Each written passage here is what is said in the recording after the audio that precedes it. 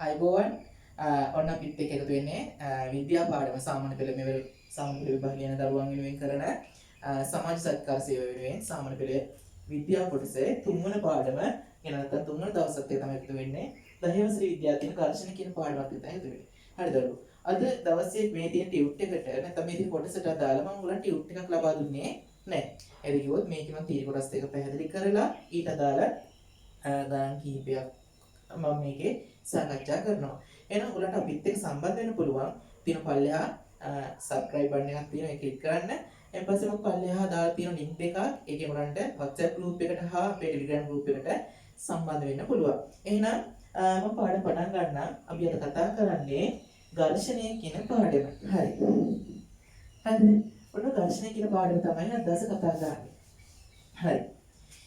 මොකද්ද මේ ඝර්ෂණය කියන්නේ? මම උදාහරණයක් ගන්නම්. මම ගන්න කැරම් බෝඩ් එකේ තියෙන ඉත්ත දන්නව නේද? ඔන්න කැරම් මිටෙක් ගන්න.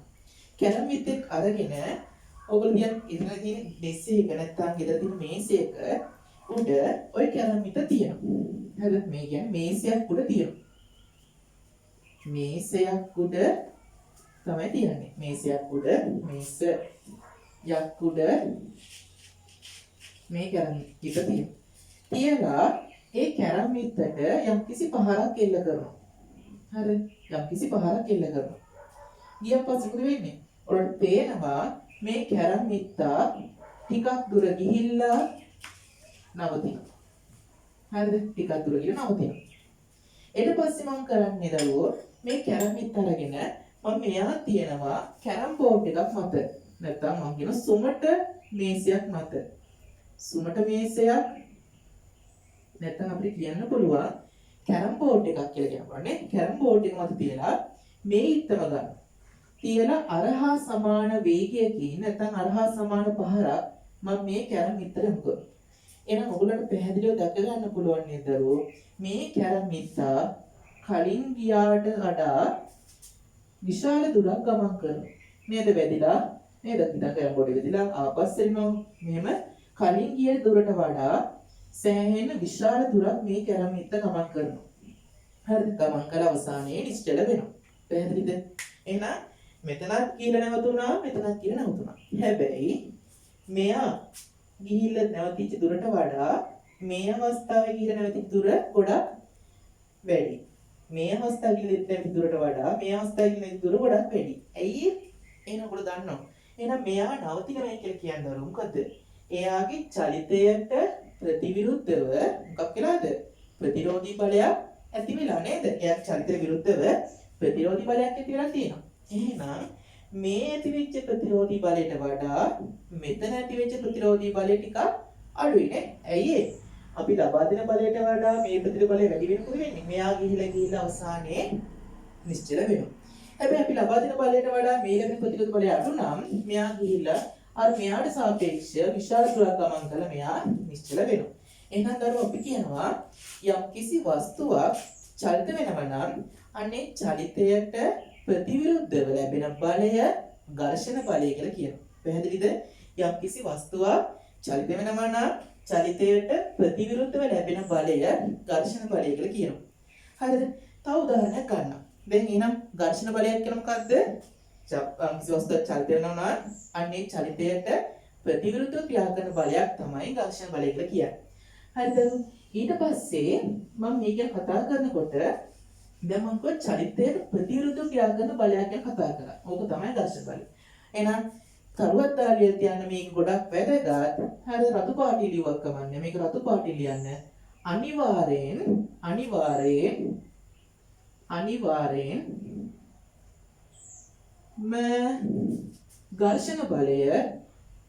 ඝර්ෂණ බලය චලිතයට ප්‍රතිවිරුද්ධ අතට ක්‍රියා කරයි. චලිතයට ප්‍රතිවිරුද්ධ අතට ක්‍රියා කරයි. හරිද? චලිතයේ තියෙන මොන පැත්තටද? එයාගේ ප්‍රතිවිරුද්ධ පැත්ත තමයි මේ ඝර්ෂණ බල ක්‍රියාත්මක වෙන්නේ කියලා හොඳට මතක තියාගන්න ඕනේ. මොකද මේ ගොඩක් වැදගත්. අපි ගණන් හදනකොට බල ලකුණු කරනකොට එහෙනම් දරුවෝ දන්නවා දකුණු පැත්තට ගමන් කරන වස්තුව එයා මත ඝර්ෂණ බලය ක්‍රියා කරන්නේ එයාගේ වම් මත පැත්තට ප්‍රතිවිරුද්ධ පැත්තට. පැහැදිලිද? ඊට පස්සේ මේ ඝර්ෂණ බලය කියලා කියනකොට තවත් වැදගත් කාරණයක් තමයි ඔයගොල්ලෝ මෙහෙම කරන්න. හරිද? ඔයගොල්ලෝ මේ නෝට් එක හදාගන්න ඔයගොල්ලෝ වීඩියෝ එක බලලා නෝට් එක හදාගන්න. හදාගන්න ෂෝට් නෝට් එක හදාගන්න. හරිද? ඒතර මේ වීඩියෝ එකත් එක්ක තව පාරක් ඔය ෂෝට් නෝට් එක බලනකොට ඔයගොල්ලෝ කියන කාරණා ටික හොඳට අවබෝධ වෙන්න පුළුවන්. හරිද? ඒ නිසා දරුවෝ ඉස්සෙල්ලම කරන්න ඕන ඔයගොල්ලෝ මේක ෂෝට් නෝට් එකක් හදාගන්න මේක බලලා ඊට පස්සේ ඔය ෂෝට් නෝට් එක තියාගෙන ආයෙ පාර වීඩියෝ එක බලන්න. අන්න ඊට පස්සේ ඔයගලන්ට මේ කාරණය හොඳටම පුළුවන් වෙනවා 100%ක් පුළුවන් වෙනවා. මම මේ වීඩියෝ එක අවසානයේදී උසස් පෙළ භෞතික විද්‍යාත්මක කොටසකුත් අන්තිම මොහොතේ කියලා දෙනවා. වැදගත් වෙයි කියලා හිත දරුවෝ ඉන්නවා නම් අවසානයේ බැලුවට ප්‍රශ්නයක් නෑ අන්තිම කොටස් ටික. හරි. අන්තිම විනාඩි 5ක් විතර කොටස් මම කියලා දෙනකොට මේ 10 වසර විද්‍යාව ටික මම කියලා දෙනවා. ඊට පස්සේ තමයි මම ගන්නවා මේසයක් ගන්නවා. ඔන්න දැන් ගෙදරට හිතන්න ගෙදර මේසයක් තියෙනවා. මේසයක් තියෙනවා. මේ මේසේ උඩ තියලා ලෑල්ල තමයි ඉතින් මම තිරස් පිනමක් කරන්නේ දිමාන පිනමක් අදින්නේ. ඉතින් මේස ලෑල්ල මේ ඉතින් කකුල් තියෙනවා. හරි. එම්පස්සේ මේ තමයි කියන පොළව. හරිද? ඔහොම හිතන්න මේසෙදී. ඊට පස්සේ මොන දරුවෙක් ඇවිල්ලා මේ මේසය තල්ලු කරන්න පටන් ගන්නවා. හරි. චිත්‍රගෙන වැඩි අවධානය කරන්න එපා. පාඩමේ විතර අවධානය කරන්න. තල්ලු කරන්න පටන් ගන්නවා. හරි. ඔන්න මොකද කරන්නේ? මේසයක් තියෙනවා. මේ මේසය දරුවෙක් ඇවිල්ලා තල්ලු කරන්න පටන් ගන්නවා. හරි. තල්ලු කරනවා කියන්නේ මොකද්ද? යම්කිසි බලයක් ලබා දෙනවා. එහෙනම් මට කියන්න ඕගොල්ලෝ එකක් ගිහලා මේසයක් අරගෙන තනි අතින් පොඩ්ඩක් තල්ලුවක් දැම්මයි කියලා ඒ මේසෙ චලනය වෙනවද? නෑ. ඒ මේසෙ චලනය වෙන්නේ නෑ. ඇයි ඒ චලනය වෙන්නේ නැත්තේ? අපි බලය යොදන්නේ බලන්න මම රතු පාටි දැන් මම මේ ළමයා අයින් කරන්න ඕන ළමෙක් තමයි ඉන්නේ. මම මේක අයින් කරලා ලියන්න දරුවෝ හොඳට බලා ගන්න. අපි බලය යොදන්නේ මේ අතට. හරිද? මම බලය යොදන්නේ මේ අතට. මම ඒක F1 කියලා ගන්නවා. හරිද? හැබැයි මේ F එක එදුවට මුලින් අතින් නිකන් තල්ලුවක් දැම්මයි කියලා මේ මේස තල්ලු වෙනවද? නෑ. එහෙනම් අපි දන්නවා යම්කිසි වස්තුවක් චලනය වෙන්නේ නැත්නම් එයා සමතුලිත අවස්ථාවේ තියෙන්නේ. සමතුලිත අවස්ථාව කියන්නේ මේ මේසය මත ඊට ප්‍රතිවිරුද්ධ පැත්තට ඝර්ෂණ බලයක් ක්‍රියාත්මක වෙන මේ පාද මත ඝර්ෂණ බලයක් ක්‍රියාත්මක වෙනවා. හරිද? මේ හා සමාන ඝර්ෂණ බලයක් ක්‍රියාත්මක වෙනවා. මේවා මේසේ පාද මත තියෙනවා ප්‍රතිවිරුද්ධ පැත්තට මේවා සංකේතයේ ෆොන්ට් එක නිකන් ලකුණු කරා. හරිද? ලකුණු කරවිදී වැරදි නිකන් මම ලකුණු කරා. මේකට තියෙනවා කියලා. ඊට පස්සේ කරන්නේ මොකද්ද? ඕගොල්ලෝ කරන්නේ මේ F1 වල අගය මොකද කරන්නේ? ටික ටික වැඩි කරනවා. හිතන්න F1 කියන්නේ මම F කියලා ගන්නම්කෝ. F1 F1 කියලා ගන්නම්කෝ. 10 නිව්ටන් වෙනකොට මෙයාගේ අගයත් 10 නිව්ටන්. තල්ලු වෙන්නේ නැහැ. F1 වල අගය 20 නිව්ටන් වෙනකොට මෙයාත් ඉබේම 20 නිව්ටන් දක්වා වැඩි කරගන්න. බලන්න F1 බිඳුවයි නම් මෙයාත් බිඳුවයි. මෙයා 10ක් නම් මෙයාත් 10ක්. මෙයා 20ක් නම් මෙයාත් 20ක්. හැබැයි දරුවෝ මොකද වෙලා තියෙන්නේ? අපි තල්ලු කරනවා ඔන්න තල්ලු කරන වේගයෙන් එන්න වැඩි කරනවා නේද? ශක්තිය ප්‍රමාණය වැඩි කරනවා. හැබැයි ශක්තිය ප්‍රමාණය වැඩි කරාට අර තියෙන ඝර්ෂණ බලයක් ස්වයන්සිද්ධව අනිත් පැත්තේ තියෙන ඝර්ෂණ බලයක් ඉබේම වැඩි වෙන්න පටන් ගන්නවා. හරිද? හැබැයි එක්තරා අවස්ථාවකදී දරුවෝ මේක දැකලා තියෙනකත් මේසය චලනය වෙන්න පටන් ගන්නවා නේද? ඔන්න බලය වැඩි කරා නේද? ඔන්න දැන් බලය ඉන්නේ වැඩි කරනවා. බලය වැඩි කරලා එක්තරා අවස්ථාවකදී මේසය චලනය වෙන්න පටන් ගන්නවා. අන්නේ මේසය චලනය වෙන පටන් ගත්තා පස්සේ තවත් තල්ලු කරමුද වෙන්නේ? ඒත් අපිට යම්කිසි අපහසුතාවයක් දැනෙනවා නේද? අපි අමාරුවෙන් තමයි තල්ලු කරන් යන්නේ. ඒ අවස්ථාවේ ඝර්ෂණ බලයක් ක්‍රියාත්මක වෙනවා. එහෙනම් අපි දරුවෝ දන්නවා. කලින් මම කිව්වේ ඝර්ෂණය කියලා කිව්වේ චලිත වන අවස්ථාවේදී වස්තුව චලිත වන අවස්ථාවේදී ප්‍රතිවිරුද්ධ පැත්තට ක්‍රියා කරන බලය තමයි ඝර්ෂණ බලය කියලා කිව්වේ.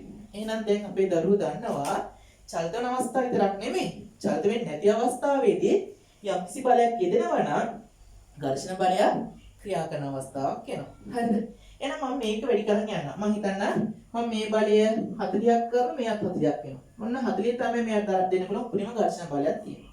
ඊට පස්සේ මම මේක 60ක් කරගපම්. ඊපස්සේ මොකද මෙයාට 40ට දෙන්න බෑ. එහෙනම් දැන් සම්ප්‍රතිබල මේ පැත්තට 60යි මේ පැත්තට 40යි. එහෙනම් සම්ප්‍රතිබල මේ පැත්තට 20යි නිව්ටන්. අන්න දැන් මේසය චලනය වෙන්න පටන් ගන්නවා. පැහැදිලිද? හරිද? එහෙනම් ඔන්න බලන්න එක අවස්ථාවක් තමයි චලනය වෙන අවස්ථාවේ ක්‍රියා කරන ඝර්ෂණ බලය. අනිත් අවස්ථාව තමයි චලනය නොවන අවස්ථාවේ ක්‍රියා කරන ඝර්ෂණ බලය.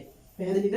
එහෙනම් දරුවෝ ඝර්ෂණ බලය ගැන කතා කරනකොට චලිත වන අවස්ථාවේ විතරක් ඝර්ෂණ බලය ගැන කතා කරොත් ඒක 100%ක් හරියන්නේ නැහැ.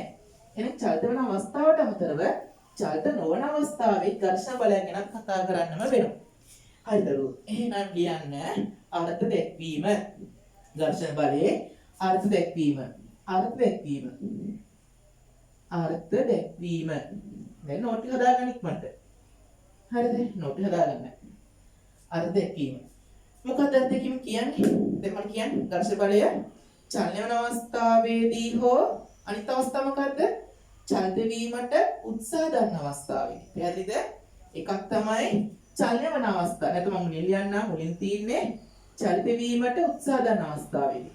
චලිත වීමට උත්සාහ දරන අවස්ථාවේදී.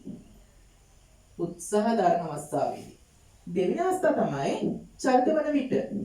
චලිත වන විට. මොකක් වෙනවද? මේ උත්සාහයට හෝ චලිතයට ප්‍රතිවිරුද්ධව ක්‍රියා කරන බල නැත්නම් ප්‍රතිවිරුද්ධව පුෂ්ඨය මගින් වස්තුව මත ක්‍රියා කරන බල ඝර්ෂණ බල ලෙස හඳුන්වනවා. පැහැදිලිද? අනයි කියන්න ඔන්න අර්ථයක්ම ලියා ගන්න ඕන දරුවෝ කෙටි ලියා ගන්න. ඒතකොට මේ පාඩම් කරන්න ලේසි නේද?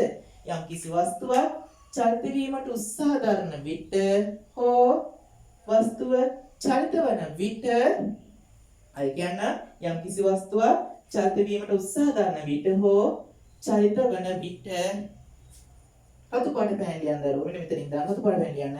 එකී උත්සාහයට හෝ එකී චලිතයට එකී උත්සාහයට හෝ එකී චලිතයට ප්‍රතිවිරුද්ධ දිශාවට ක්‍රියා කරන ප්‍රතිවිරුද්ධ දිශාවට ක්‍රියා කරන ප්‍රතිවිරුද්ධ දිශාවට ක්‍රියා කරන ප්‍රතිවිරුද්ධ දිශාවට ක්‍රියා කරන බල ඝර්ෂණ බල ලෙස හඳුන්වයි. ප්‍රතිවිරුද්ධ දිශාවට ක්‍රියා කරන බල ඝර්ෂණ බල ලෙස හඳුන්වයි. ඝර්ෂණ බල ලෙස හඳුන්වයි. හරිද? ඊට පස්සේ දැන් මුල පැහැදිලි. මම මේ උදාහරණ ගත්තත් එක්ක අර ඝර්ෂණ බල ගැන කතා කරනකොට එයාට අවස්ථා තුනක් තියෙනවා. හරිද? එයාට අවස්ථා තුනක් තියෙනවා. දැන් ලියන්න දරුවෝ එයා ලියාගන්න පුතේ ඝර්ෂණ බලවල ස්වභාවය අනුමාතුකාව ලියන්න ඝර්ෂණ බලවල ස්වභාවය. හරිද? ඝර්ෂණ බලවල ස්වභාවය. මේ මම අර මේසේ ලෑල්ලකින් නැත්නම් මේසේ අල්ලු කරන අවස්ථාව ගන්න. මුලින් මොකද කරේ? මුලින් මේසේ තල්ලු කරා. තල්ලු කරාම මොකද වෙන්නේ? මේසේ තල්ලු කරාන් පස්සේ මේසේ තල්ලුනේ නැහැ. නේද? ඔන්න බලය එන්න වැඩි කරනවා. ශක්තිය අපි එන්න වැඩි කරනවා. එතකොට මොකද වෙන්නේ? අර තියෙන ඝර්ෂණ බලයත් ඔටෝමැටිකලි එකගෙන එන්න වැඩි කර ගන්නවා. හැබැයි එක්තරා අවස්ථාවක මොකද වෙන්නේ? වස්තුව චලනය වෙන්න පටන් ගන්නවා. චලනය වෙන්න ඉතා ආසන්න අවස්ථාවක් තියෙනවා. ඒක අපි කොහොමද දැනගන්නේ? අර මේසේ අන්තිමින් සෙලවෙන්න පටන් ගන්න. ඔන්න තව ඝර්ෂණ බලය ගැන කතා කරමු. ඊට පස්සේ මොකද වෙන්නේ? තවත් බලය වැඩි කරසනීම මොකද වෙන්නේ? මේ කියන වස්තුව චලනය වෙන්න පටන් ගන්නවා. එහෙනම් අවස්ථා තුනක් තියෙන නේද? මොකද පළමු අවස්ථාව වස්තුව චලිත වෙන්නේ නැති අවස්ථාව. ඊළඟ අවස්ථාව වස්තුව චලිත වීමට ආසන්න අවස්ථාව. නේද? තුන්වෙනි අවස්ථාව වස්තුව චලිත වෙන අවස්ථාව. පැහැදිලිද? පළවෙනි අවස්ථාව මොකද්ද? වස්තුව චලනය වීමට උත්සාහ ගන්න අවස්ථාව. දෙවෙනි අවස්ථාව වස්තුව චලිත වීමට ආසන්න අවස්ථාව. තුන්වෙනි අවස්ථාව වස්තුව චලිත වෙන අවස්ථාව. එහෙනම් දරුවෝ අපි දර්ශනයේ ස්වභාවය ගැන කතා කරනකොට ඔන්න ඔය අවස්ථා තුන ගැනම කතා කරන්න ඕන. එහෙනම් අනුමාතුකාලියේ තියෙන ඝර්ෂණයේ ස්වභාවය එහෙනම් අපි ඒක ෂෝට් නෝට් එකක් කියලා දාන්න නිසා අපි ලොකු නෝට් එකක් ගැන කතා කරන්නේ. ඒ නිසා මම මේ ඝර්ෂණයේ ස්වභාවය කියන එක ප්‍රධාන කොටස් තුනකට කඩා ගන්නවා. පැහැදිලිද? ප්‍රධාන කොටස් තුනකට කඩා ගන්න. ඔන්න මම ප්‍රධාන කොටස් තුන කඩාගත්තා. හරිද? පළවෙනි අවස්ථාව මොකද්ද? වස්තුව චලිත වීමට උත්සාහ ගන්න අවස්ථාවේ ක්‍රියා කරන ඝර්ෂණ බල. දෙවෙනි අවස්ථාව මොකද්ද? වස්තුව චලිත වීමට ආසන්න අවස්ථාවේ ක්‍රියා කරන ඝර්ෂණ බල. තුන්වෙනි අවස්ථාව මොකද්ද? වස්තුව චලිත වන අවස්ථාවේදී ක්‍රියා කරන ඝර්ෂණ බල. පැහැදිලිද? එහෙනම් මෙන්න මේ වලට මම කොටස් තුන කඩාගෙන මම ඔය කොටස් තුන ලියමු. එහෙනම් පළවෙනි කාර් ලියන්න වස්තුව චලිත වීමට උත්සාහ දරන විට ක්‍රියා කරන. හරිද? මේක මම කරන්නම් වස්තුව චලිත වීමට ආසන්න අවස්ථාවේදී ක්‍රියා කරන මම මෙයා ලියන්නම් වස්තුව චලිත වෙන අවස්ථාවේදී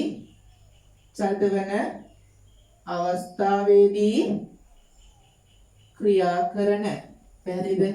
අවස්ථා තුනක් තියෙන දරුවෝ වස්තුව චලිත වීමට උත්සාහ දරන විට ක්‍රියා කරන ඝර්ෂණ බලයක් ගැන කතා කරනවා. වස්තුව චලිත වීමට ආසන්න අවස්ථාවේ ක්‍රියා කරන ඝර්ෂණ බල ගැන කතා කරනවා. නේද? සෙලෙන අවස්ථාවක් තිබෙන්නේ නේද? ඊට පස්සේ වස්තුව චලිත වන අවස්ථාවේ ක්‍රියා කරන ඝර්ෂණ බල ගැන කතා කරනවා. හරිද? දැන් ගන්න දුර පුතාලා. මොකද්ද ඝර්ෂණ බලයේ අවස්ථා තුනක් ගැන තියෙනවා. චලිත වීමට උත්සාහ කරන විට චලිත වීමට ආසන්න අවස්ථාවේදී චලිත වෙන අවස්ථාව. ඕකනේ අවස්ථා තුන. වස්තුව තල්ලු කරන උත්සාහ කරනවා, ආසන්න වෙනවා, වස්තුව චලිත වෙනවා. පැහැදිලිද? හරිද? ඊට පස්සේ පුතේ මේ ගැන කතා කරනකොට හොඳ මතක තියාගන්න මේවට අපි විශේෂ නම් කීපයක් දෙනවා. හරිද? දැන් ඔයගොල්ලෝ සිංහල පාඩම කතා කරනකොට සිංහල පාඩම නම් කරන්නේ නෑ මේකෙදි සිංහල පාඩම කතා කරන සමාන වචන ගැන කතා කරන්නේ නේද? අපි ඔය නිසල වස්තු වලට තව වචනයක් පාවිච්චි කරමු. මොකද්ද? ස්ථිතික කියන වචනේ පාවිච්චි කරමු. චලනය වෙන කියන එකට පාවිච්චි කරමු. මොකද්ද? ගතික කියලා පාවිච්චි කරමු. පැහැදිලිද? එකක් ස්ථිතික අනිත් එක ගතික කියන වචනේ. එහෙනම් ස්ථිතික වචන පාවිච්චි කරන්නේ අපි චලනය නොවන වස්තු කියන තේරුම ගන්න. එහෙනම් දරුවෝ අපි මෙයාට කියන තවක් නමක් තමයි අනේ රතු පාටින් ලියන්න. මෙයාට අපි කියනවා ස්ථිතික ඝර්ෂණ බලය. මෙයාට කියන අනිත් නම තමයි මේ අවස්ථාවේ කියන ඝර්ෂණ බලය තමයි අපි කියනවා ගතික ඝර්ෂණ බලය. හරිද? මෙයාට තව විශේෂ නමක් කියනවා. හරිද? මේ අවස්ථාව මොකද්ද? වස්තුව චලිත වීමට ආසන්න අවස්ථාවක තියෙන ඝර්ෂණ බලයක් නේද? එහෙනම් දරුවෝ අපි යාට කියනවා එන වස්තුව චලිත වීමට ආසන්නේ. නැත්නම් චලිත වීමට සීමාවෙ තියෙන එකක් නේ. චලිත වෙන අවස්ථාව නැත්නම් අවසාන සීමාවෙ තියෙන එකක්. ඒ නිසා මෙන්න මෙයාට කියන දරුවෝ අපි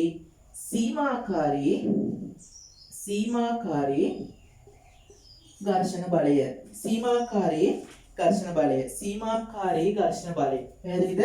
සීමාකාරී ඝර්ෂණ බලය. ඔන්න එනම් ඝර්ෂණ බලයේ අවස්ථා තුනක් තියෙනවා. තුන ගැන කතා කරා. මෙයා මොකද්ද? ස්ථිර ඝර්ෂණ බලය. ඊට පස්සේ සීමාකාරී ඝර්ෂණ බලය. හැබැයි වස්තු චලනය වෙන අවස්ථාවේ මේ අවස්ථා දෙකේදීම වස්තු චලනය වෙන්නේ නෑ දරුවෝ. එහෙනම් මේ තියෙන්නේ ගතික ඝර්ෂණ බලය. එහෙනම් මෙන්න මේක ඉතා පැහැදිලි නේද? මේ අවස්ථා දෙකේදීම මේ කියන ඝර්ෂණ බල වස්තු චලනය නොවන අවස්ථාව තමයි ක්‍රියාත්මක වෙන්නේ. හරිද? ඒ කියන්නේ බලය වැඩි කරන්න ස්ථිර ඝර්ෂණ බලය ක්‍රමයෙන් වැඩි වෙලා සීමාකාරී ඝර්ෂණ බලයට එනවා. ඊටත් වඩා වෙනවා පස්සේ ඔන්න ගතික ඝර්ෂණ බලයට එනවා. අන්න ඒ පස්සේ මේ දෙක අතර තියෙන සම්බන්ධය මම තව ටිකකින් කතා කරන්න. හරිද? එහෙනම් පැහැදිලිව කියන්න පුළුවන් නේද? මේ සීමාකාරී ඝර්ෂණ බලය කියලා කියන්නේ මොකද්ද? සීමාකාරී ඝර්ෂණ බලය කියන්නේ මොකද්ද දරුවෝ? ස්ථිතික ඝර්ෂණ බලයේ උපරිම අගය. පැහැදිලිද? එහෙනම් ලියන්න මෙන්න තරුවක් දාලා සීමාකාරී ඝර්ෂණ බලය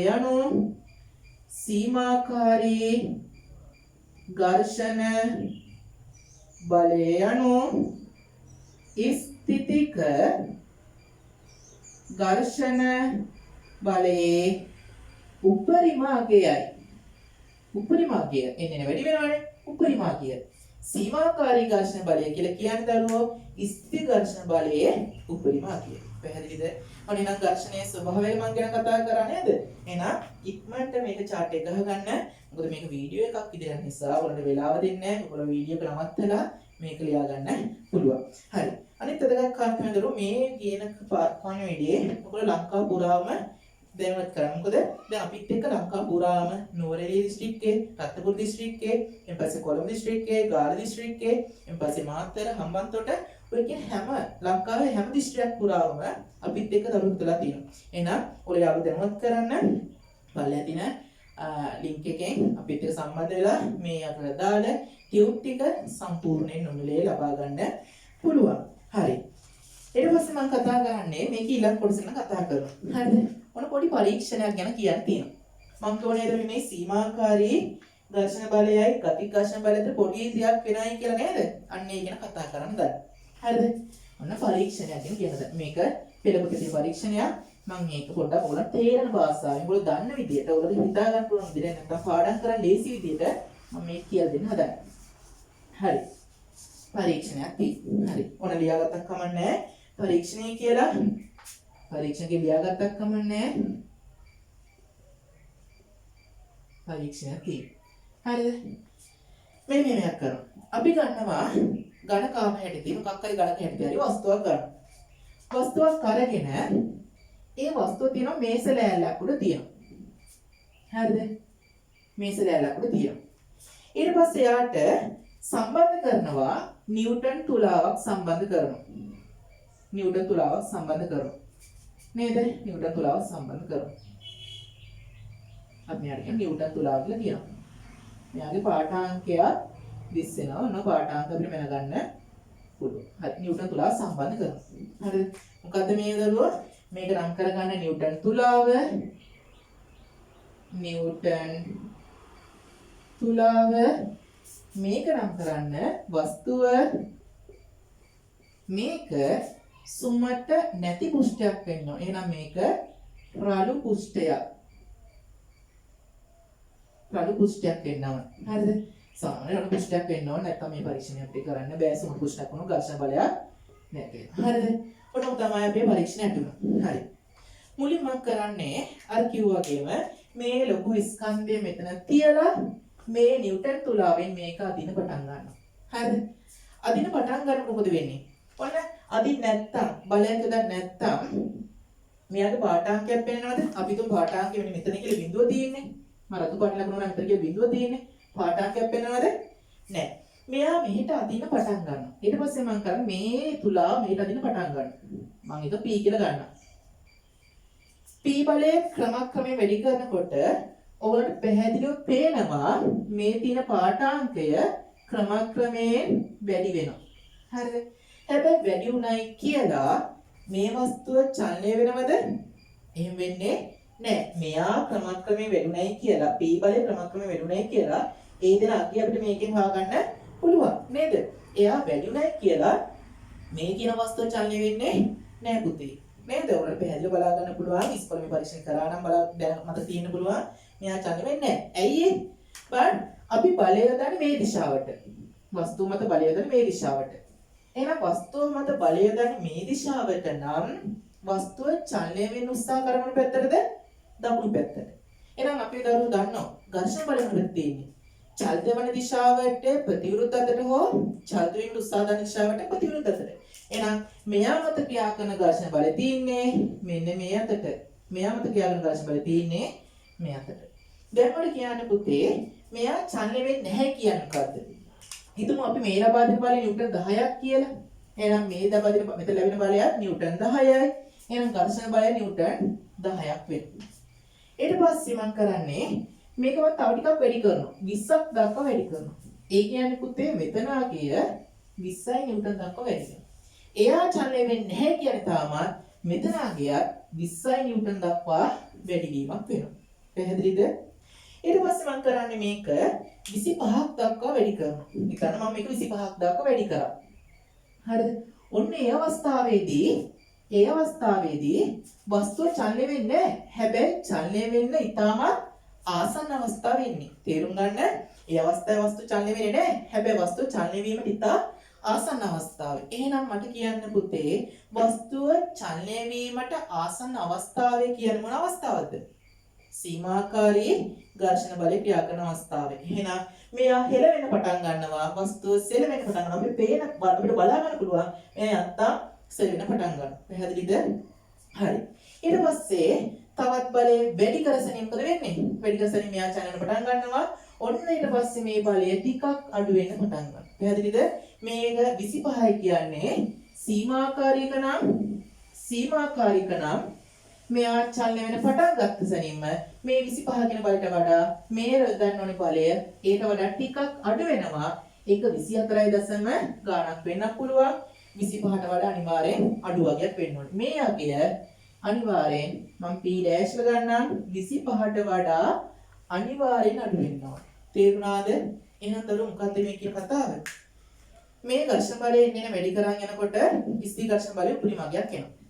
ඒකට අපි කියනවා සීමාකාරී ඝර්ෂණ බලය කියලා කියනවා. ඒ සීමාකාරී ඝර්ෂණ බලයෙන් පස්සේ වස්තුව චලනය පටන් ගන්නවා. චලනය පටන් ගත්තාන් පස්සේ තියෙන ගතික ඝර්ෂණ බලය මේ පරීක්ෂණයෙන් අපිට බලා ගන්න පුළුවන් සීමාකාරී ඝර්ෂණ බලයට වඩා ගතික ඝර්ෂණ බලය ටිකක් අඩුයි කියලා. තේරුණාද? සීමාකාරී ඝර්ෂණ බලයට වඩා මේකේ තියෙන ගතික ඝර්ෂණ බලය ටිකක් අඩුයි කියලා බලා ගන්න පුළුවන් වෙන පරීක්ෂණ කරලා පස්සේ. හරිද? මේකට මම තව හොඳ උදාහරණයක් ගන්නම්. හරිද? මම මේකේ කතා කරන් ගියා. මම දැන් තව හොඳ උදාහරණයකින්, තා පැහැදිලි උදාහරණයකින් මම මේක උගලන්ට ඉදිරිපත් කරන්න. හරිද? ඔන්න බස් එකක් තියෙනවා. හරිද? බස් එකක් තියෙනවා. බස් එක කැල්ල තියෙනවා. දැන් අපේ පන්තියේ ඉන්න පුතාලා ටික මොකද කරන්නේ? බස් එකෙන් බැහැලා මේ බස් එක තල්ලු කරනවා. හරිද? බස් එකෙන් බැහැලා මේ බස් එක තල්ලු කරනවා. තල්ලු කරනකොට මුලින් තල්ලු කරාට තමයි බස් තල්ලු වේද? නෑ, මේක ගොඩක් බර බස් එක නේ, ස්කන්ධය ගොඩක් වැඩි. ඒ නිසා මෙයා තල්ලු වෙන්නේ නෑ. හැබැයි මේක තල්ලු කරන්න වේගය වැඩි නැත්නම් මේක දෙන ශක්තිය වැඩි කරන්න යම්කිසි අවස්ථාවකදී මේ බස් එක හෙලවෙන්න පටන් ගන්නවා. ඕනේ චලනය වෙන්න ඉතාමත් ආසන්න අවස්ථාව. චලනය ඉතාමත් ආසන්න අවස්ථාව. මම හිතන්නා චලනය ඉතාමත් ආසන්න අවස්ථාව. හරිද? ඔන්න දැන් ඔයාලා තේරෙනවා මේ ක්‍රියා කරලා තියෙනවා ඔයාලා තේරෙනවා. ඔන්න දැන් බස් එක චලනය ඉතාමත් ආසන්නයි. ඔන්න දැන් ඊට පස්සේ බලය ටිකක් වැඩි කරසැනීම මොකද වෙන්නේ? මේ බස් එක ගමන් කරන්න පටන් ගන්නවා. ඔන්න හිමි යනවා. එහෙනම් මට කියන්න දරුවෝ මේ බස් එක ගමන් කරන අවස්ථාවේදී යොදන්න ඕන බලය අර බස් එක නිසල අවස්ථාවේදී යොදන්න ඕන බලයට වඩා අඩුයි නේද? ඒ කියන්නේ මොකද්ද? සීමාකාරී ඝර්ෂණ බලය තමයි උපරිමගය. එහෙනම් බස් එක චලන වන අවස්ථාවේදී ඔන්න ඒ ගමන් කරන පටන් ගත්තන් පස්සේ ලබා දෙන්න ඕන බලය ටිකක් අරට වඩා අඩු වෙන්න පටන් ගන්නවා. ඒක අත්දැකීමෙන් ගන්න පුළුවන්. ගෙදර තියෙන වස්තුවක් චලනය කරලා බලන්න. තල්ලු කරන්න ඕන බලය නේ වැඩි කරනවා. ඒක වස්තුව චලනය වෙන පටන් ගත්තන් පස්සේ දෙන්න ඕන බලය ටිකක් අඩු වෙනවා. එහෙනම් උදාහරණයක් ලියලා මෙන්න මේ බස් එකේ කතාව ලියන්න සහ ගෙදර ස්කන්ධයක් අල්ලු කරන කතාව ලියන්න තමන්ට දැනෙච්ච අත්දැකීමක් විදිහට ඒක ලියලා තියන්න. පැහැදිලිද? ඔන්න එහෙනම් අපි දරුවෝ දන්නවා සීමාකාරී ඝර්ෂණ බලය තමයි ස්ථිර ඝර්ෂණ බලයේ උපරිම අගය. හරිද? සීමාකාරී ඝර්ෂණ බලය තමයි ස්ථිර ඝර්ෂණ බලයේ උපරිම අගය. ඒ සීමාකාරී ඝර්ෂණ බලයට වඩා මේ කියන ගතික ඝර්ෂණ බලය ටිකක් අඩු වෙන්නත් ඕන. පැහැදිලිද? හරිද? එහෙනම් හොඳට අහන් ඉන්න වීඩියෝ නිසා යන්නේ. ඔන්න දැන් මේ වීඩියෝ එක මෙතනින් නවත්තලා මේ රුපියල් ඇඳගෙන මේක ලියලා එන් පස්සේ මේ කිව් උදාහරණය Tamanට මතක තියාගන්න පුළුවන් විදිහට ලියලා තියන්න. හරි. ඊට පස්සේ තමයි මම කතා කරනවා මගේ ඊළඟ මේ නෝට් එකෙන් පස්සේ මේක යටින් දැන් මාතෘකාව දුන්න පරීක්ෂණයක් නේද? මේක ගන්න එකම දත්තේ තමයි අපි ලියලා තියන කාරණයක් මොකද්ද? කියන කාරණය ලියලා තියන්න. මොකද්ද කාරණය? සීමාකාරී ඝර්ෂණ බලයට වඩා ගතික ඝර්ෂණ බලය කුඩා හෝ ප්‍රමාණයක් අඩු වේ යුතුයි. හරිද? අනිවාර්යයෙන් අඩු වෙන්න ඕනේ. යන්න කාරණේ යන්න සීමාකාරී ඝර්ෂණ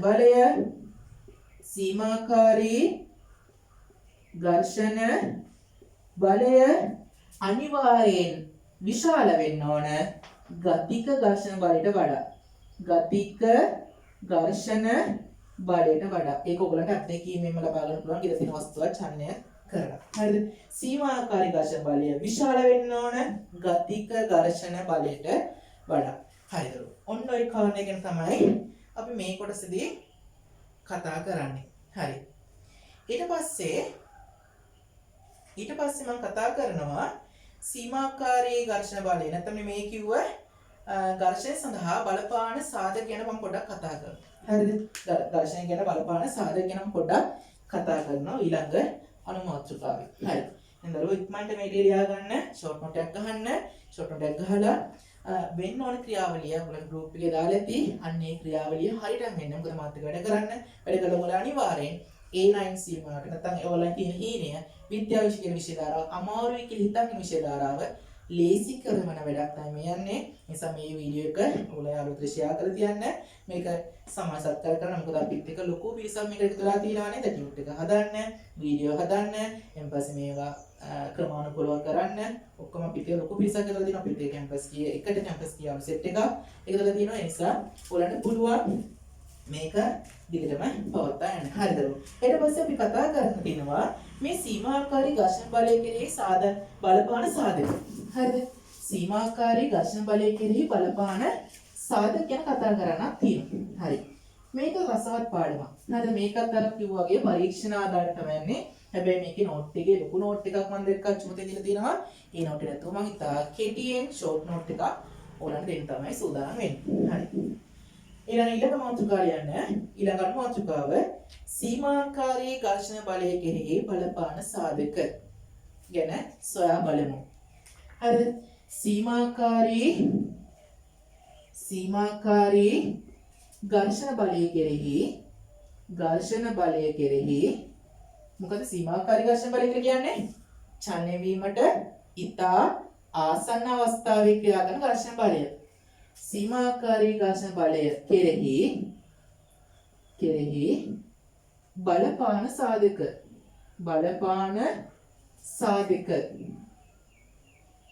හරිද? බලපාන සාධක ගැන තමයි පොඩ්ඩක් කතා කරන්න දැන්. ඔයගොල්ලෝ හිතන විදිහට මේ කියන ඝර්ෂණ බලය බලපාන්න පුළුවන් සාධක තුනක් මම ඉදිරිපත් කරන්නම්. හරි. ඒ තුනක් බලපානව ඍජුවම බලපානවා, එක සාධකයක් බලපාන්නේ නැහැ. හරි. පළවෙනි කාරණේ තමයි මම මේක ලියන්නම්. මේක අර කිව්වාගේ ෂෝට් නෝට් එකක් නිසා ඉතා කෙටි සටහනක් නැත්නම් මම මේක ඔයාලට පාඩම් කරන්න පහසු විදිහට ලියලා තියන්න. හරිද? මෙන්න මෙහෙම එකක් මම හදුවා. මම තුනක් ගන්න.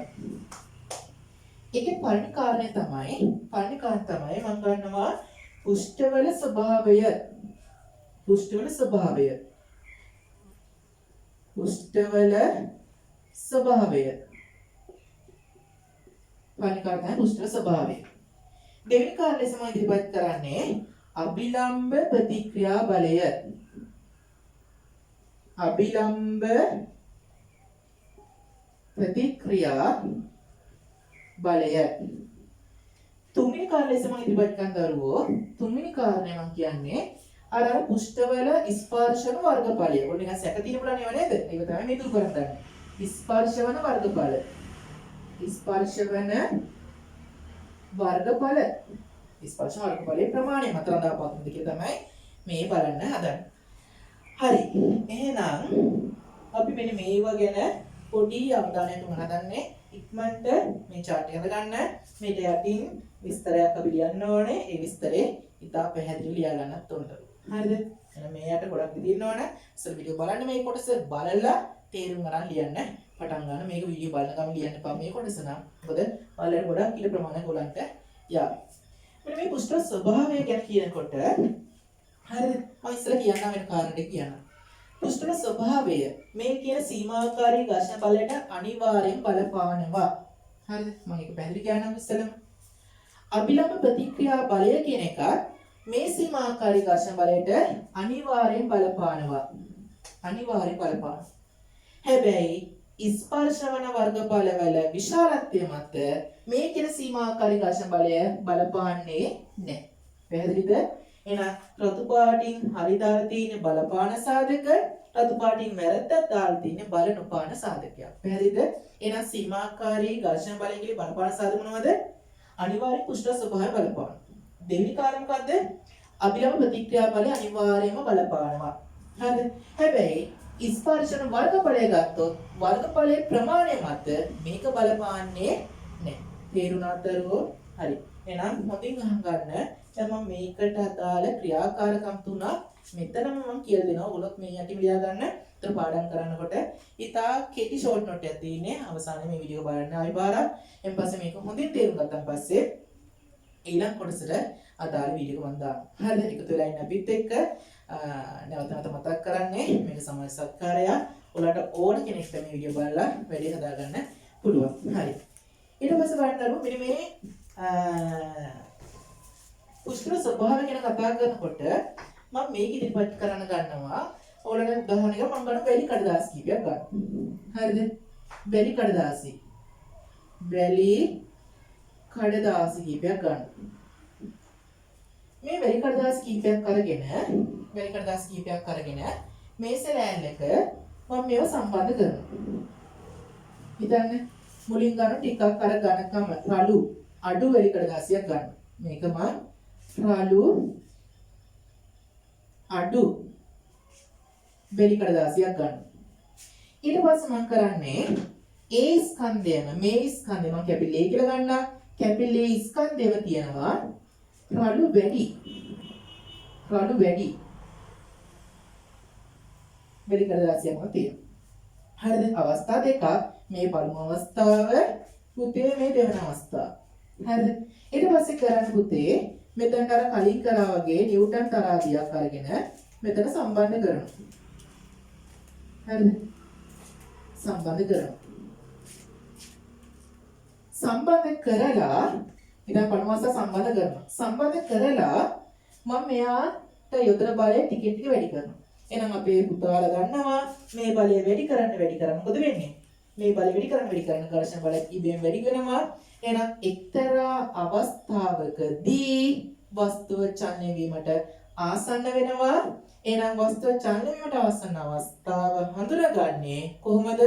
මෙයා යන්තමින් සෙලවෙන්න පටන් ගන්න. අන්න ඒ කාරණා ටික මෙයාට ලියලා තියන්න පුළුවන් බලන්න. පැහැදිලිද? වස්තුව චලනය වීම අවස්ථාව හඳුනගන්නේ කොහොමද ඇහුවොත් ඒ යන්තමින් සෙලවෙන අවස්ථාව කියලා හරි. පැහැදිලිද? හරි. එහෙනම් මෙයාගේ පාඨාංකය මම ගන්නවා. නිකන් පාඨාංකයක් ගන්නවා. හිතන්න 15 නිව්ටන් කියලා. පාළු අඩු වැලි කඩදාසියක මෙයා චලනය වීමට ආසන්න වීමට ලබා දෙන්න බලය කොටිම කිව්වොත් සීමාකාරී ඝර්ෂණ බලය 15 නිව්ටන් කියලා ගන්න. හරිද? ඊට පස්සේ කරන්න පුතේ මේ කැපිටල් A වස්තුව මං කියලා තියනවා රළු වැඩි ඝනකම ගොරෝසු වැඩි වැලි කඩදාසියකුත් තියෙනවා. තියලා මේ විදියටම අර නිව්ටන් තරහදිය අරගෙන මොකද කරන්නේ? නිව්ටන් තරහදිය කරන්නේ මෙයා අදිනවා. ඇද්දන් පස්සේ මොකද වෙන්නේ? මේ පාඨාංක එන්නේ වැඩි වෙනවා. එහෙනම් ඔන්න චලනය වීමට ආසන අවස්ථාවක් එනවා. වස්තුව යම්තමින් සෙලවෙනවා. සෙලෙන අවස්ථාවේ පාඨාංක ගන්නවා. ඒ පාඨාංකය බලා ගන්න පුළුවන් මේ පුතාලට කලින් පාඨාංකයට වඩා ටිකක් වැඩි. තේරුණාද? එහෙනම් මේ එකම වස්තුවනේ තුනේ කැපිලි. හැබැයි පුස්තේ ස්වභාවය මොකද කරේ? අවස්ථා දෙකේදී වෙනස් කරා. මෙයා රළු අඩු වැලි කඩදාසිය, මෙයා රළු වැඩි වැලි කඩදාසිය. එහෙනම් මොකද කරන්නේ? අවස්ථා දෙකේදී රළු අඩු එක්කෙනාට සීමාකාරී ඝර්ෂණ වල ටිකක් අඩු. රළු වැඩි එක්කෙනාට සීමාකාරී ඝර්ෂණ වල ටිකක් වැඩි. එහෙනම් එකකින් ගන්න පුළුවන් දත්ත මොකක්ද දරුවෝ? සීමාකාරී ඝර්ෂණ බලය පුෂ්ඨවල ස්වභාවය මත අනිවාර්යෙන් රඳා පවතී. සීමාකාරී ඝර්ෂණ බලයේ විශාලත්වය පුෂ්ඨවල ස්වභාවය මත අනිවාර්යෙන් රඳා පවතී. එහෙනම් මේ තියෙන්නේ මොනවද? මේ අවස්ථා සීමාකාරී ඝර්ෂණ බලය. මේ තියෙන්නේ මේ අවස්ථාවේ තියෙන සීමාකාරී ඝර්ෂණ බලය. හරිද? අවස්ථා දෙකේ තියෙන සීමාකාරී ඝර්ෂණ බල තමයි මේ තියෙන්නේ. අවස්ථාවේ තියෙන සීමාකාරී ඝර්ෂණ බල තමයි. එහෙනම් ඒකෙන් ගන්න පුළුවන් தත්ත්වය මොකද්ද පුතේ? ඒකෙන් ගන්න පුළුවන් தත් තමයි අවස්ථාව ගන්න නැත්නම් පුෂ්ඨ ස්වභාවය මත සීමාකාරී ඝර්ෂණ බලයේ විශාලත්වය වෙනස් වෙනවා කියන කාරණේ ගන්න පුළුවන්. ඊට පස්සේ පුතේ මම කරන්නේ අභිනව ප්‍රතික්‍රියාවත් එක්ක මේ සීමාකාරී ඝර්ෂණ බලය වෙනස් වෙනවද නැද්ද කියලා ඔයගලන්ට තේරුම් ගන්න. හරිද? වීඩියෝ එකක් යන නිසා අයි කියන්නේ මොකද ඔයගලන්ට කුරු නැති වෙති මේවා නේද? වීඩියෝ එක මාගේ ඉල්ල ගන්න. නිසා මේක දැන් නවත්තලා මේක ලියා ගන්න. ඔන්න ඊළඟට යන වීඩියෝ. හරිද? ඊට පස්සේ අවසානයේදී ආපහු වීඩියෝ එක පාරක් බලන්න. ඊට පස්සේ බලන්න ඝර්ෂණය කියන පාඩම ආයි අර නිකන් කියන කජු කනවා කියලා කියන්නේ අන්න ඒ වගේ තේරෙන්න පටන් ගන්නවා. හරි. ඊට පස්සේ පුතේ මම කරන්නේ කැපිටල් A කියන ස්කන්ධය මේසයක් උඩ තියනවා. හරිද? කැපිටල් A කියන ස්කන්ධය මේසයක් උඩ තියනවා. නිකන් මේසයක් උඩ විතර තියලා අර තරාදිය සම්බන්ධ කරලා මෙයා මං අදිනවා. හරිද? මෙයා මං අදිනවා. හරිද? එතන පස්සේ චලනය වීමට ඉතා ආසන්න අවස්ථාවේදී පාඨාංකය මං ගන්නවා 10 නිව්ටන්. 10 නිව්ටන් කියනකොට පුතේ චලනය වීමට ආසන්න අවස්ථාවේදී ක්‍රියා කරන සීමාකාරී ඝර්ෂණ බලය. පැහැදිලිද? මෙයා ආසන්න අවස්ථාවේ චලනය ඉතාමත් ආසන්නයි කියන වස්තුවේ අන්තිමේ සෙල් අවස්ථාවේදී. ඊට පස්සේ පුතේ අපි කිව්වා කලින් ගැන බලගෙන කතා කරනකොට අභිලම් ප්‍රතික්‍රියා ගැන කතා කරා. අභිලම් ප්‍රතික්‍රියා කියන්නේ මොකක්ද? අභිලම් ප්‍රතික්‍රියා කියන්නේ පුෂ්ඨය මගේ මෙන්න මෙයා මත ක්‍රියා කරන බලය. මම ඒක R1 කියලා ගන්නවා. මම A කියලා වයින් කරන්න. මොකද රූප සරණි ඉතා පැහැදිලිව පේන්න ඕන නිසා. හරිද? R1 කියලා ගන්නවා. මේ අවස්ථාවේදී මෙයාගේ බර මම mg කියලා ගන්නවා. එහෙනම් අපේ දරුවෝ ගන්නවා R1 කෙනා සමාන වෙන්න ඕන mg ට. R1 සමානයි mg ට. හරිද? R1 සමාන mg. එහෙනම් මට කියන්න පුතේ මේ මොකද්ද? චලනය වීමට ඉතා ආසන්න අවස්ථාවේදී හෙවත් සීමාකාරී ඝර්ෂණ බලය. ඊට පස්සේ පුතේ මම කරන්නේ මොකද්ද? අභිලම් ප්‍රතික්‍රියාව තමයි බලපානවා කියලා පෙන්වන්න ඕන. ඊට පස්සේ මම කරන්නේ මේ හා සමාන තවත් ස්කන්ධයක් ගන්නවා. මේ හා සමාන තවත් ස්කන්ධයක් අරගෙන මේ පොඩින් තවත් ස්කන්ධයක් තියෙනවා. පැහැදිලිද? මේ හා සමාන තවත් ස්කන්ධයක් අරගෙන මෙයා උඩින් මම මේක තියනවා. දැන් මට කියන්න අභිලම් ප්‍රතික්‍රියාව R1ද නෑ. දැන් අභිලම් ප්‍රතික්‍රියාව R2. දැන් මුළු බර කොච්චරද? මෙයාගේ ස්කන්ධේ m, මෙයාගේ ස්කන්ධේ m නම් මුළු බර කොච්චරද? 2mg. 2mg. එහෙනම් අපි පුතාල ගන්නවා R2 කියන්නේ මේ බලය මේ බලයට සමාන කරනවා. R2 කියන්නේ 2mg කියලා ගන්න. හරිද? ඊට පස්සේ පුතේ මම කරන්නේ අර දුරු තරාදිය අරගෙන නිව්ටන් තරාදිය අරගෙන මෙයාට සම්බන්ධ කරලා මම මෙතනින් බලයක් දාලා අදිනවා. ඔන්න දැන් බලයේ ටිකෙන් ටික වැඩි කරනවා. ඒ චලනය වෙනවද? නෑ. සමචලනය වෙන්නේ නෑ. තවත් බලය මම එන්න වැඩි කරනවා. ඔන්න වැඩි කරනකොට යම් කිසි අවස්ථාවකදී මෙයා චලනය වීමට ඉතා ආසන්න වෙනවා. චලනය වීමට ඉතා ආසන්න අවස්ථාවක කොහොමද අඳුරගන්නේ? මේ වස්තු යන්තමේ මේ පද්ධතිය යන්තමේ සෙලෙන පටන් ගන්නවා. අන්න ඒ පටන් ගන්න අවස්ථාවේදී මෙයාගේ පාඨාංගය චෙක් කරලා බලනවා. ඒ පාඨාංගය 15 නිව්ටන්. එහෙනම් මම අත්තම කියන්නේ මේ ලිව්වේ. හරිද? එහෙනම් මට කියන්න ඕන මොකද වෙන්නේ? අභිලම් ප්‍රතික්‍රියාව වැඩි වුණා. අභිලම් ප්‍රතික්‍රියාව වැඩි වෙනකොට මේ චලිත ආසන්න අවස්ථාවක් ක්‍රියාවට සීමාකාරී ඝර්ෂණ බලය වැඩි වෙනවා. පැහැදිලිද? අභිලම් ප්‍රතික්‍රියාව වැඩි වෙනකොට සීමාකාරී ඝර්ෂණ බලය වැඩි වීමක් වෙනවා. තේරුණාද? අභිලම් ප්‍රතික්‍රියාව වැඩි වෙනකොට සීමාකාරී ඝර්ෂණ බලය වැඩි වෙනවා. අභිලම් ප්‍රතික්‍රියාව අඩු වෙනකොට සීමාකාරී ඝර්ෂණ බලය අඩු වෙනවා. එහෙනම් දැන් මට කියන්න දරුවෝ මේ අභිලම් ප්‍රතික්‍රියාවයි ඝර්ෂණ බලයයි සීමාකාරී ඝර්ෂණ බලය අතර තියෙන්නේ මොන සම්බන්ධයක්ද? එකක් වැඩි වෙනකොට අනෙකක් වැඩි වෙනවා. එකක් අඩු වෙනකොට අනෙකක් අඩු වෙනවා. එහෙනම් මොන සම්බන්ධයක් තියෙන්නේ? ප්‍රතිලෝමද අනුලෝමද? අනුලෝම සම්බන්ධයක් තියෙන්නේ. එහෙනම් සීමාකාරී ඝර්ෂණ බලයයි අභිලම් ප්‍රතික්‍රියාව අතර තියෙන්නේ අනුලෝම සම්බන්ධයක් තමයි තියෙන්නේ. පැහැදිලිද දරුවෝ? හරි. මොන එකක් සමහර තියාගන්න. එහෙනම් මෙන්න මේක හරි. මෙතන ලියලා තියන්න. එහෙනම් සීමාකාරී ඝර්ෂණ බලය අනුලෝමයි අභිලම්බ ප්‍රතික්‍රියා බලය. සීමාකාරී ඝර්ෂණ බලය අනුලෝමයි අභිලම්බ ප්‍රතික්‍රියා බලය. හරි පුතේ. ඊට පස්සේ මම කරන්න දන්නේ දැන් ඔන්න මෙයත් රඳා පවතිනවා. මෙයත් රඳා පවතින සීමාකාරී ඝර්ෂණ බලයට. ඊට පස්සේ මම කරන්නේ මෙන්න මේ වර්ග බලය ස්පර්ශන වර්ග බලය රඳා පවතින්නේ නැහැ කියලා පෙන්නන්න හදන්න. ඒකට පුතේ මම කරන්නේ අර කිව්ව ඝනකාභේදිත වස්තුව ගන්නවා. අරගෙන ඒ ඝනකාභේදිත වස්තුව මුලින් තියනවා ඔන්න ඔය අතර තියෙන. දිග අතර තියෙනවා. දිග අතර තියලා මම ඝනකාභේදිත පෙන්නන්න නිසා මම ටිකක් මේක උපසරණ වෙනස් කරන්න තියලා මම මෙයා මත අර කිව්ව නිව්ටන් තරාදිය සම්බන්ධ කරලා පාඩම් කරනවා. හරිද? එහෙනම් අදින අවස්ථාවේදී මොකද වෙන්නේ? චලනය වීමට ඉතා ආසන්න අවස්ථාව හොයාගන්න. ඔන්න මම මෙයා මේක ඇද්දා අදිනකොට චලිත ආසන්න අවස්ථාවේ පාඨාංකය 10යි නිව්ටන් කියලා ගන්න. ඊට පස්සේ කරපු පුතේ මම මේ ඝනකයම මේ කැබිල්ලේ ඝනකයම දිග අතර තියනවා. හරිද? දිග අතර තියනවා. දිග අතර තියලා අර කිව්ව නිව්ටන් තරාදියව මෙතන සම්බන්ධ කරලා මම ආපහු අදින පටන් ගන්නවා. එවන වස්තුව ඇදෙනවා බලයෙන් එන වැඩි වෙනවා අපිට පේනවා පාඨාංක වැඩි වෙනකොට ආපහු 10යි නිව්ටන් අවස්ථාවේදීම තමයි මොකක් වෙන්නේද? 10 නිව්ටන් අවස්ථාවේ තමයි අර කියන වස්තුව චලනය වීමට ආසන්න අවස්ථාවේ. නැත්නම් සීමාකාරී ඝර්ෂණ බලයෙන්. එහෙනම් දරුවෝ මට දැන් කියන්න මොකද එකකින් ගන්න දත්තය? මේ සීමාකාරී ඝර්ෂණ බලය ප්‍රදාපත්තක් ස්පර්ශ වන පෘෂ්ඨවල වර්ගඵල මත රඳා පවතින්නේ නැහැ. එහෙනම් මේ යටින් ලියලා තියන්න රතු පාට පෑනේ ලියන්න. රතු පාට පෑනේ ලියන්න. එහෙනම් මොකද තියෙන්නේ? සීමාකාරී ඝර්ෂණ බලය ස්පර්ශ වන පෘෂ්ඨයේ වර්ගඵල මත රඳා පවතින්නේ නැත. සීමාකාරී ඝර්ෂණ බලය ස්පර්ශ වන පෘෂ්ඨයේ වර්ගඵල මත රඳා පවතින්නේ නැත. හරිද? එහෙනම් මොන ඝර්ෂණ පාඩමේ තියෙන ගොඩක් කාරණා ටික මම කියලා දුන්නා. මොකද කාරණා ටික පෘෂ්ඨයේ ස්වභාවය මත අනිවාර්යෙන් රඳා පවතිනව නේද?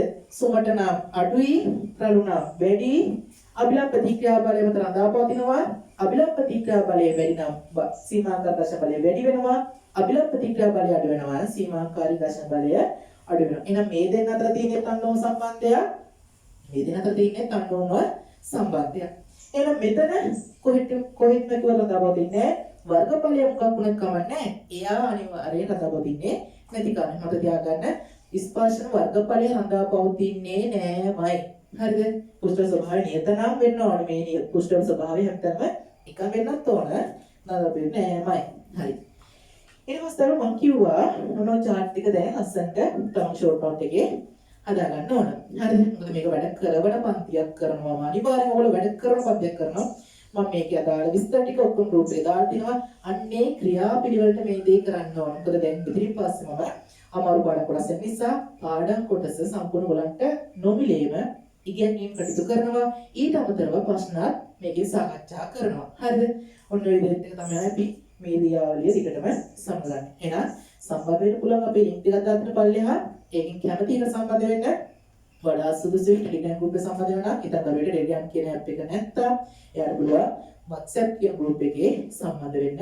මොකද අපි කියන දත්ත ටික නැත්නම් අපි කියන කාරණා ටික අපි ටියුට් ටික ලබා ගන්න පුළුවන්. හරි. ඊට පස්සේ මම පුණිතර මම මේකෙදී අර උසස් පෙළට එන කොටසක් යන්තම් මොඩ මතක් කරනවා කියලා. ඔන්න ඒක තමයි දැන් හදන්නේ. හරිද? එහෙනම් මට මෙයා වැඩක් වෙනවද? දැන් ඔයගොල්ලෝ මකන්නේ නැහැ දන්නවද? වැදගත් නැති, ඒ කියන්නේ සාමාන්‍ය පෙළ වැදගත් නැති උසස් පෙළ වැදගත් වෙන කොටසක් කියලා දෙන්න හදන්න. එහෙනම් අපි දැනගත්තා මේ සීමාකාරී ඝර්ෂණ බලය රඳා පවතින්නේ කාරණා දෙකක් මත විතරයි කියලා. එකක් තමයි පුතේ පෘෂ්ඨවල ස්වභාවය මත. අනිත් කාරණා තමයි පුතේ අභිලම්බ ප්‍රතික්‍රියා බලය මත. එහෙනම් මේ කියන ඝර්ෂණ බලය මට ලියන්න පුළුවන් නේද මෙන්න මෙහෙම සංකේතයක් විතරයි F සීමා කියලා. හරිද? F සීමා කියලා මම ලියන්න සංකේතයක් විතරයි. හරිද? ඊට පස්සේ බලන්න සීමාකාරී ඝර්ෂණ බලය අභිලම්බ ප්‍රතික්‍රියාවට අනුලෝමයි. සීමාකාරී ඝර්ෂණ බලය අභිලම්බ ප්‍රතික්‍රියාවට අනුලෝමයි. පැහැදිලිද? ඊට පස්සේ මොකක් වෙනවද? බලන්න. එයා සමාන කරන්න සමානුපාතික නියතයක් ගන්නවා. එහෙනම් මම ගන්නවා මියු කියන්නේ මේක උසස් පෙළ විශේෂ කොටසක්. හරිද? මියු කියන්නේ සමානුපාතික නියතයක් නම් මොකද කරන්නේ? මම මේක සමාන කරවන්න F සීමා සමානයි මියු වාරයක් R. F සීමා සමානයි මියු වාරයක් R. එහෙනම් මේක තමයි සමීකරණය. හරි. F සීමා කියන්නේ සීමාකාරී ඝර්ෂණ බලය. R කියලා කියන්නේ අභිලම්බ ප්‍රතික්‍රියාව. හැබැයි මම කියවනේ නේද මේ කියන සීමාකාරී ඝර්ෂණ බලය අවස්ථා දෙකකට අනුව සමපති කියලා. එකක් මොකද්ද? අභිලම්බ ප්‍රතික්‍රියාව. අනෙක මොකද්ද? පෘෂ්ඨයේ ස්වභාවය. එහෙනම් පැහැදිලි. අභිලම්බ ප්‍රතික්‍රියාව මෙතන තියෙනවා කියන්නේ මියු කියලා කියන්නේ මොකද්ද? පෘෂ්ඨයේ ස්වභාවය මත රඳා පවතින නියතයක්. එහෙනම් මෙයා දරුවෝ නම් කරගන්න පෘෂ්ඨයේ